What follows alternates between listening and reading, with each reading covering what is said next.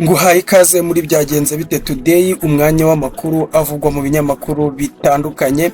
Reka amakuru yacu tuyahere imbere mu gihugu, aho Minisiteri y'Ubuzima yatangaje ko iri gukurikirana hafi icyorezo cya Ebola cyagaragaye muri Repubulika Iharanira Demokarasi ya Kongo ndetse no mu gihugu cya Uganda, igaragaza ko mu Rwanda nta muntu n'umwe urandura iki cyorezo. Ni mu itangazo iyi minisiteri yashyize hanze kuri uyu wa 17 Gicurasi 2026. Ibi bikaba byabaye nyuma y'uko ishami ry'umuryango w'abibumbye ryita ku buzima OMS kuri iki cyumweru ryatangaje ko icyorezo cya Ebola cyongeye kugaragara muri RDC na Uganda, kikaba gihangayikishije ku rwego rw'isi yose. Mu butumwa, umuyobozi mukuru wa OMS Tedros Adhanom Ghebreyesus yashyize hanze kuri iki cyumweru, yavuze ko muri ibi bihugu abamaze kwandura Ebola barenga 300, mu gihe abo yishe bo ari 88. Minisante nawe yagize iti nta muntu wanduye Ebola wagaragaye mu Rwanda. Nk'uburyo bwo kwirinda, u Rwanda rwashyize imbaraga mu gupima no kwitwararika ku mupaka wa Repubulika Iharanira Demokarasi ya Kongo. Minisante kandi yagaragaje ko amatsinda yo mu nzego z'ubuzima aryamiye amajanja ndetse uburyo bwo kugenzura bwakajijwe kugira ngo haramutse hagaragaye uwanduye iyi ndwara byatahurwa kare ndetse akitabwaho byihuse. Iyi minisiteri kandi yavuze ko izakomeza gukorana n'abafatanyabikorwa batandukanye, baba ab'imbere mu gihugu ndetse no mu karere no ku rwego mpuzamahanga, kugira ngo amagara y'abaturarwanda abungabungwe. Kuva mu gitondo cyo kuwa 17 Gicurasi 2026, imipaka ihuza u Rwanda na RDC mu karere ka Rubavu yafunzwe kubera iki cyorezo cya Ebola. Naho kuwa 17 Gicurasi 2026 nabwo umujyi wa Goma wo mu burasirazuba bwa Repubulika Iharanira Demokarasi ya Kongo wagaragayemo umurwayi wa Ebola. Ni amakuru yatangajwe n'umuyobozi w'ikigo cya RDC gishinzwe ubushakashatsi mu by'ubuvuzi, Prof Jean-Jacques Muyembe kandi yavuze ko uyu murwayi wagaragaye i Goma ari umugore w'umugabo uherutse kwicwa n'iki cyorezo n'ubundi cya Ebola mu gace ka Bunia. Kuva mu cya 1976, Repubulika Iharanira Demokarasi ya Kongo yibasiwe n'ubwoko 16 bwa Ebola, burimo ubwahawe izina Zaire, ubwa Sudani bwaturutse muri Sudani ndetse n'ubwitwa Bundibugo. Ubu ka gatatu akaba ari nabwo bwagarutse.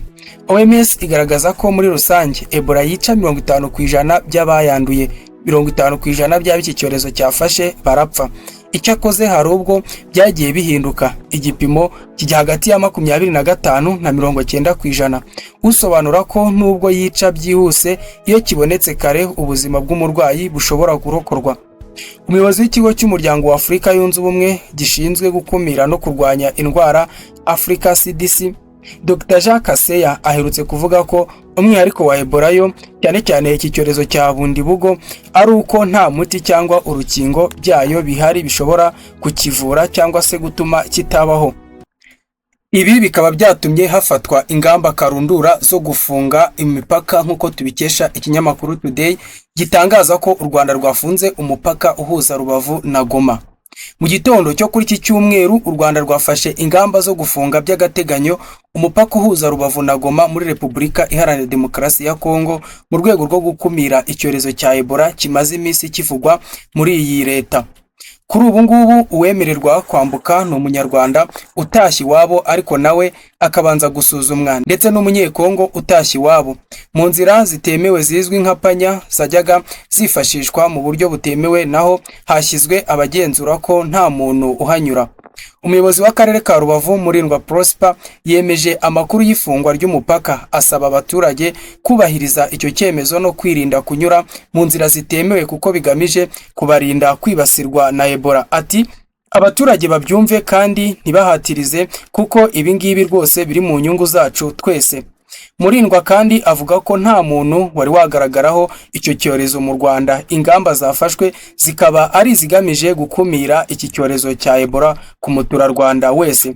Icyorezo gishya cya Ebola kandi kimaze iminsi kivugwa mu ntara ya Ituri mu burasirazuba bwa RDC, aho cyishe abantu 80, abarenga 240 baracyandura.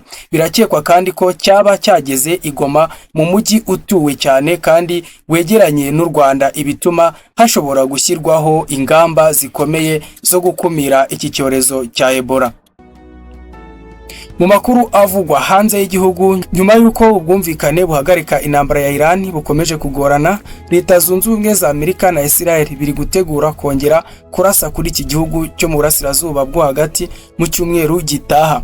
Ibi byatangajwe na New York Times, yavuze ko aya makuru yayakuye kuri bamwe mu bayobozi bo muri iki gihugu ndetse nabo mu burasirazuba bwo hagati.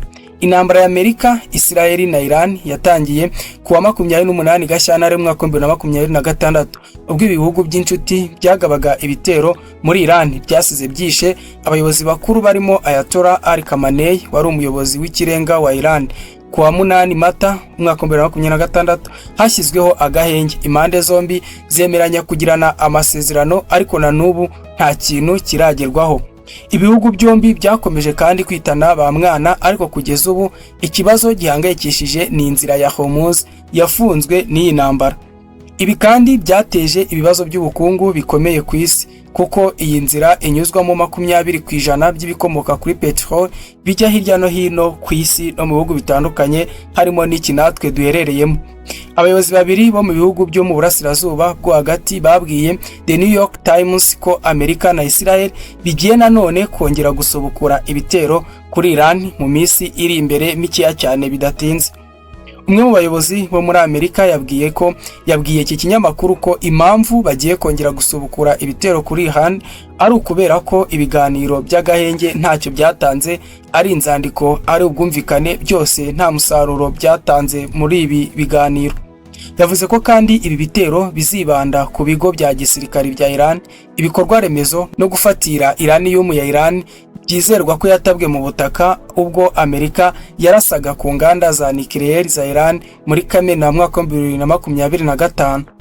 Perezida wa Amerika Donald Trump yakunze kubwira Iran ko atazatinya kuyigabaho ibitero mu gihe yagenda bigura intege ku kwemera amasezerano ahagarika intambara. Iran nayo mu by'ukuri igaragaza ko itazatekereza kabiri ku gusubiza uzayigabaho ibitero, kuko nk'uko yabigenje no ku bitero yagabweho muri Gashyantare, na n'ubu bikomeje guteza isi ibibazo. Ese urabona iby'iyi ntambara ya Amerika, Israel na Iran bizagenda bite? Umuhora wa Hormuz hari icyizere cy'uko uzafungurwa? Ese haba hari agatima cyangwa se amakuru tuzigera twumva cyangwa tubona avuga ko iyi ntambara ya Iran na Amerika na Israel yaba yahagaze burundu? Naha dushyiriye akadomo kuri Byagenze Bite Today. Nge wumva ni Horeb Mwindaje. Ndagushimiye.